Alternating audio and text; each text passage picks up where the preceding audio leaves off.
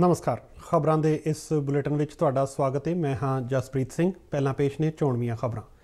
प्रधानमंत्री नरेंद्र मोदी अज गुजरात विच हज़ीरा तो घोगा तक रोपैक्स सेवा नूं हरी झंडी दिखाउणगे।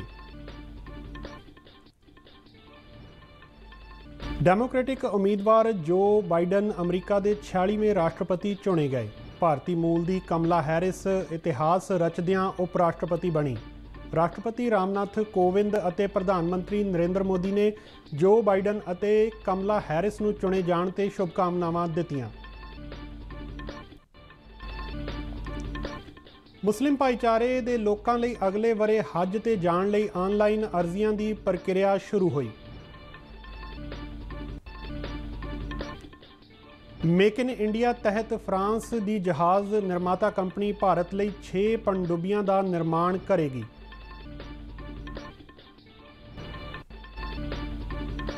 सड़क आवाजाही और शाहराह मंत्रालय मुताबिक 1 जनवरी 2021 तो सारे 4 पहिया वाहनों लई फासटैग लाजमी होवेगा।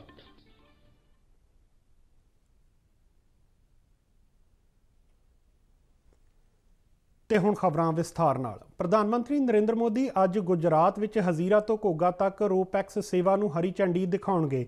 इस वर्चुअल समागम दौरान प्रधानमंत्री रोपैक्स सेवा के स्थानक लाभपात्रियों नाल गलबात भी करनगे।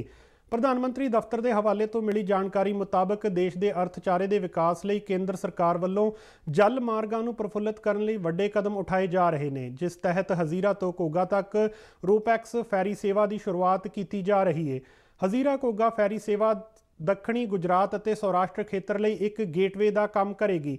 इस सेवा के शुरू होने नाल घोगा और हज़ीरा विचाले 370 किलोमीटर की दूरी घट के केवल 90 किलोमीटर हो जाएगी। इस नाल समान की ढोआ ढुआई लई रोज़ाना 9000 लीटर तेल की बचत होगी और प्रतिदिन कार्बन डाइऑक्साइड के उत्सर्जन में भी भारी कमी आएगी। माहिरां का मनना है कि इस नाल सौराष्ट्र खेत्र में सैर सपाटे नूं हुलारा मिलेगा और रोज़गार के नवे मौके पैदा होणगे। इस सेवा के शुरू होने नाल सौराष्ट्र और कच्छ खेत्र में फर्टिलाइजर सनअत, फर्नीचर सनअत और पोर्ट सैक्टर नूं उत्साह मिलेगा। प्रधानमंत्री नरेंद्र मोदी भलके वाराणसी विच वख-वख विकास प्रोजेक्टां की शुरुआत करनगे और कई नवे प्रोजेक्टां का नींह पत्थर रखणगे। प्रधानमंत्री दफ्तर तो मिली जानकारी मुताबिक वीडियो कॉन्फ्रेंस राही प्रधानमंत्री 614 करोड़ रुपए की लागत वाले प्रोजेक्टां की शुरुआत करनगे। इस तो इलावा प्रधानमंत्री इन्हां प्रोजेक्टां के लाभपात्रियों नाल गलबात भी करनगे। प्रधानमंत्री वल्लों Sarnath light and sound show, Ramnagar और लाल बहादुर शास्त्री हस्पताल नूं अपग्रेड करन संबंधी और बुनियादी ढांचे समेत कई बहुमुखी प्रोजेक्टां का उद्घाटन किया जाएगा।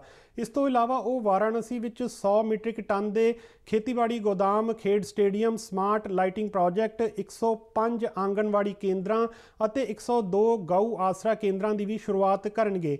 इस समागम दौरान प्रधानमंत्री मोदी काशी के दशवामेध घाट और खिड़किया घाट के मुड़ विकास प्रोजेक्टां का नींह पत्थर भी रखणगे। डेमोक्रेटिक पार्टी के उम्मीदवार जो बाइडन अमरीका के 46वें राष्ट्रपति होणगे। अमरीका के प्रमुख मीडिया चैनलों वालों दी गई जानकारी मुताबिक बाइडन नूं पेंसिल्वेनिया विच मिली जित के आधार पर बहुमत लई लोड़ींदा 270 का अंकड़ा पार करन ते जेतू ऐलानिया गया है। बाइडन नूं लोड़ींदा बहुमत मिल जाण नाल वो राष्ट्रपति चोण जित गए ने। पेंसिल्वेनिया सूबे विच मिली जित तो बाद बाइडन नूं 20 इलैक्टोरल वोटां हासिल होईयां, जिस नाल बाइडन दियां कुल इलैक्टोरल वोटां की गिणती 290 तक पुज गई है। दूजे पासे रिपब्लिकन उम्मीदवार राष्ट्रपति डोनाल्ड ट्रंप नूं 214 वोटां मिलियां ने। बाइडन ने इस ते प्रतिक्रिया दिंदिआं कहा कि अमरीका के लोगों ने उन्हां नूं देश की नुमाइंदगी करन दा मौका दिता है। उन्हां कहा कि अगे दा रस्ता भावें सुखाला नहीं है, पर वो सारे अमरीकियां नूं नाल लैके अगे वधण दा वादा करदे ने। इस दौरान कमला हैरिस ने अमरीका की उप राष्ट्रपति चुने जाण ते नवां इतिहास सिरजिया है। वो अमरीका का दूजा सब तो वड्डा रुतबा हासिल करने वाली पहली एशियाई अमरीकन महिला बन गई है। मूल रूप में भारतीय होने करके हैरिस की जित ते भारत विच भी जश्न मनाए जा रहे हैं। राष्ट्रपति रामनाथ कोविंद और प्रधानमंत्री नरेंद्र मोदी ने जो बाइडन नूं राष्ट्रपति और कमला हैरिस नूं उप राष्ट्रपति चुने जाण ते वधाइयां दित्तियां ने। प्रधानमंत्री ने ट्वीट करदिआं कहा कि बाइडन की अगवाई हेठ भारत ते अमरीका के संबंध वधेरे मजबूत होणगे। उन्हां कमला हैरिस की जित नूं मील का पत्थर करार दिता। ਬਿਹਾਰ ਵਿਧਾਨ ਸਭਾ ਚੋਣਾਂ ਦੇ ਤੀਜੇ ਤੇ ਆਖਰੀ ਗੇੜ ਤਹਿਤ ਕੱਲ ਪਾਈਆਂ ਗਈਆਂ ਵੋਟਾਂ ਦੌਰਾਨ 57.91% ਪੋਲਿੰਗ ਦਰਜ ਕੀਤੀ ਗਈ। ਇਸ ਗੇੜ ਤਹਿਤ ਕਿਸ਼ਨਗੰਜ ਜ਼ਿਲ੍ਹੇ ਵਿੱਚ ਸਭ ਤੋਂ ਵੱਧ 62.55% ਪੋਲਿੰਗ ਦਰਜ ਕੀਤੀ ਗਈ, ਜਦਕਿ ਕਟਿਹਾਰ ਵਿੱਚ 61.57 ਅਤੇ ਸਹਰਸਾ ਜ਼ਿਲ੍ਹੇ ਵਿੱਚ 60.2% ਵੋਟਾਂ ਭੁਗਤੀਆਂ। ਉਪ ਚੋਣ ਕਮਿਸ਼ਨਰ ਚੰਦਰ ਭੂਸ਼ਣ ਕੁਮਾਰ ਨੇ ਨਵੀਂ ਦਿੱਲੀ ਵਿੱਚ ਮੀਡੀਆ ਨਾਲ ਗੱਲਬਾਤ ਕਰਦਿਆਂ ਕਿਹਾ ਕਿ ਬਿਹਾਰ ਵਿਧਾਨ ਸਭਾ ਚੋਣਾਂ ਦਾ ਤੀਜਾ ਗੇੜ ਮਾਮੂਲੀ ਇੱਕਾ ਦੁੱਕਾ ਘਟਨਾਵਾਂ ਨੂੰ ਛੱਡ ਕੇ ਅਮਨ ਅਮਾਨ ਨਾਲ ਮੁਕੰਮਲ ਹੋ ਗਿਆ ਹੈ। ਉਹਨਾਂ ਦੱਸਿਆ ਕਿ ਪਹਿਲੇ ਗੇੜ ਤਹਿਤ 55.68 ਅਤੇ ਦੂਜੇ ਗੇੜ ਵਿੱਚ 55.7% ਪੋਲਿੰਗ ਦਰਜ ਕੀਤੀ ਗਈ ਸੀ ਅਤੇ ਅੰਦਾਜ਼ੇ ਮੁਤਾਬਕ ਪਿਛਲੇ ਗੇੜਾਂ ਦੇ ਮੁਕਾਬਲੇ ਆਖਰੀ ਗੇੜ ਵਿੱਚ ਪੋਲਿੰਗ ਫੀਸਦ ਵਿੱਚ ਵਾਧਾ ਦਰਜ ਕੀਤਾ ਗਿਆ। ਭੂਸ਼ਣ ਕੁਮਾਰ ਨੇ ਦੱਸਿਆ ਕਿ ਵਾਲਮੀਕੀ ਨਗਰ ਲੋਕ ਸਭਾ ਸੀਟ ਤੇ ਕਰਵਾਈਆਂ ਗਈਆਂ ਜ਼ਿਮਨੀ ਚੋਣਾਂ ਦੌਰਾਨ 53.62% ਪੋਲਿੰਗ ਦਰਜ ਕੀਤੀ ਗਈ। ਉਹਨਾਂ ਦੱਸਿਆ ਕਿ ਚੋਣਾਂ ਦੌਰਾਨ ਚੋਣ ਜ਼ਾਬਤੇ ਦੀ ਉਲੰਘਣਾ ਦੇ ਕੁੱਲ 876 ਕੇਸ ਸਾਹਮਣੇ ਆਏ, ਜਦਕਿ ਕੋਵਿਡ ਦੇ ਨਿਯਮਾਂ ਦੀ ਉਲੰਘਣਾ ਲਈ ਵੀ 156 ਮਾਮਲੇ ਦਰਜ ਕੀਤੇ ਗਏ। ਨਕਸਲ ਪ੍ਰਭਾਵਿਤ ਹਲਕਿਆਂ ਵਾਲਮੀਕੀ ਨਗਰ, ਰਾਮਨਗਰ, ਸਿਮਰੀ, ਬਖਤਿਆਰਪੁਰ ਅਤੇ ਮਹੀਸ਼ੀ ਵਿੱਚ ਸ਼ਾਮ 4 ਵਜੇ ਤੱਕ ਵੋਟਾਂ ਪਵਾਈਆਂ ਗਈਆਂ। ਤੀਜੇ ਤੇ ਆਖਰੀ ਗੇੜ ਤਹਿਤ ਕੁੱਲ 1204 ਉਮੀਦਵਾਰ ਮੈਦਾਨ ਵਿੱਚ ਨੇ। ਕੁੱਲ ਉਮੀਦਵਾਰਾਂ ਵਿੱਚੋਂ 110 ਮਹਿਲਾ ਉਮੀਦਵਾਰ ਨੇ। ਬਿਹਾਰ ਵਿਧਾਨ ਸਭਾ ਚੋਣਾਂ ਦੇ ਤਿੰਨਾਂ ਗੇੜਾਂ ਦੌਰਾਨ ਕੋਵਿਡ ਸੁਰੱਖਿਆ ਨਿਯਮਾਂ ਦੀ ਸਖਤੀ ਨਾਲ ਪਾਲਣਾ ਕਰਵਾਈ ਗਈ ਹੈ। ਤੀਜੇ ਗੇੜ ਤਹਿਤ ਕੁੱਲ 78 ਸੀਟਾਂ ਵਿੱਚੋਂ 35 ਸੀਟਾਂ ਤੇ ਬੀਜੇਪੀ, 37 ਸੀਟਾਂ ਤੇ ਜੇਡੀਯੂ, 5 ਸੀਟਾਂ ਤੇ ਵੀਆਈਪੀ ਅਤੇ 1 ਸੀਟ ਤੇ ਹਿੰਦੁਸਤਾਨੀ ਆਵਾਮ ਮੋਰਚਾ ਦਾ ਉਮੀਦਵਾਰ ਚੋਣ ਮੈਦਾਨ ਵਿੱਚ ਸਨ। ਦੂਜੇ ਪਾਸੇ ਆਰਜੇਡੀ 46, ਕਾਂਗਰਸ 25 ਅਤੇ ਖੱਬੀਆਂ ਪਾਰਟੀਆਂ ਨੇ 7 ਸੀਟਾਂ ਤੇ ਤੀਜੇ ਪੜਾਅ ਤਹਿਤ ਚੋਣਾਂ ਲੜੀਆਂ। ਬਿਹਾਰ ਦੇ ਤੀਜੇ ਤੇ ਅੰਤਿਮ ਪੜਾਅ ਦੇ ਮਤਦਾਨ ਨਾਲ ਹੀ 243 ਮੈਂਬਰੀ ਬਿਹਾਰ ਵਿਧਾਨ ਸਭਾ ਲਈ ਵੋਟਾਂ ਪਾਉਣ ਦਾ ਕੰਮ ਸਮਾਪਤ ਹੋ ਗਿਆ ਹੈ। ਵੋਟਾਂ ਦੀ ਗਿਣਤੀ 10 ਨਵੰਬਰ ਨੂੰ ਕਰਵਾਈ ਜਾਵੇਗੀ। ਮੁਸਲਿਮ ਭਾਈਚਾਰੇ ਦੇ ਲੋਕਾਂ ਲਈ ਅਗਲੇ ਵਰੇ ਹੱਜ ਤੇ ਜਾਣ ਲਈ ਆਨਲਾਈਨ ਅਰਜ਼ੀਆਂ ਦੇਣ ਦੀ ਪ੍ਰਕਿਰਿਆ ਸ਼ੁਰੂ ਹੋ ਗਈ ਹੈ। ਹੱਜ ਕਰਨ ਦੇ ਚਾਹਵਾਨ ਲੋਕ 10 ਦਸੰਬਰ 2020 ਤੱਕ ਆਨਲਾਈਨ, ਆਫਲਾਈਨ ਜਾਂ ਹੱਜ ਮੋਬਾਈਲ ਐਪ ਦੇ ਜ਼ਰੀਏ ਅਰਜ਼ੀ ਦੇ ਸਕਦੇ ਨੇ। ਕੇਂਦਰੀ ਘੱਟ ਗਿਣਤੀਆਂ ਬਾਰੇ ਮੰਤਰੀ ਮੁਖਤਾਰ ਅਬਾਸ ਨਕਵੀ ਨੇ ਕੋਰੋਨਾ ਮਹਾਮਾਰੀ ਦੇ ਮੱਦੇਨਜ਼ਰ ਕੁਝ ਤਬਦੀਲੀਆਂ ਤਹਿਤ ਅਰਜ਼ੀ ਪ੍ਰਕਿਰਿਆ ਨੂੰ ਸ਼ੁਰੂ ਕਰਨ ਦਾ ਐਲਾਨ ਕੀਤਾ। ਨਕਵੀ ਨੇ ਕਿਹਾ ਹੈ ਕਿ ਹੱਜ ਤੇ ਜਾਣ ਵਾਲੇ ਹਾਜੀਆਂ ਲਈ ਰਿਹਾਇਸ਼, ਆਵਾਜਾਈ ਅਤੇ ਸਿਹਤ ਤੋਂ ਇਲਾਵਾ ਹੋਰਨਾਂ ਸੁਵਿਧਾਵਾਂ ਦਾ ਪੁਖਤਾ ਪ੍ਰਬੰਧ ਕੀਤਾ ਜਾਵੇਗਾ। ਮੁੰਬਈ ਦੇ ਹੱਜ ਹਾਊਸ ਵਿਖੇ ਜਾਣਕਾਰੀ ਦਿੰਦਿਆਂ ਨਕਵੀ ਨੇ ਕਿਹਾ ਕਿ ਮਹਾਮਾਰੀ ਸੰਬੰਧੀ ਕੌਮਾਂਤਰੀ ਅਤੇ ਕੌਮੀ ਦਿਸ਼ਾ ਨਿਰਦੇਸ਼ਾਂ ਨੂੰ ਸਖਤੀ ਨਾਲ ਲਾਗੂ ਕੀਤਾ ਜਾਵੇਗਾ। ਉਹਨਾਂ ਦੱਸਿਆ ਕਿ ਹੱਜ ਦਾ ਸਮਾਂ ਜੂਨ ਅਤੇ ਜੁਲਾਈ 2021 ਦਰਮਿਆਨ ਨਿਰਧਾਰਿਤ ਕੀਤਾ ਗਿਆ ਹੈ ਅਤੇ ਪੂਰੀ ਪ੍ਰਕਿਰਿਆ ਸਾਊਦੀ ਅਰਬ ਦੀ ਸਰਕਾਰ ਅਤੇ ਭਾਰਤ ਸਰਕਾਰ ਦੇ ਦਿਸ਼ਾ ਨਿਰਦੇਸ਼ਾਂ ਦੇ ਆਧਾਰ ਤੇ ਸ਼ੁਰੂ ਕੀਤੀ ਜਾਵੇਗੀ।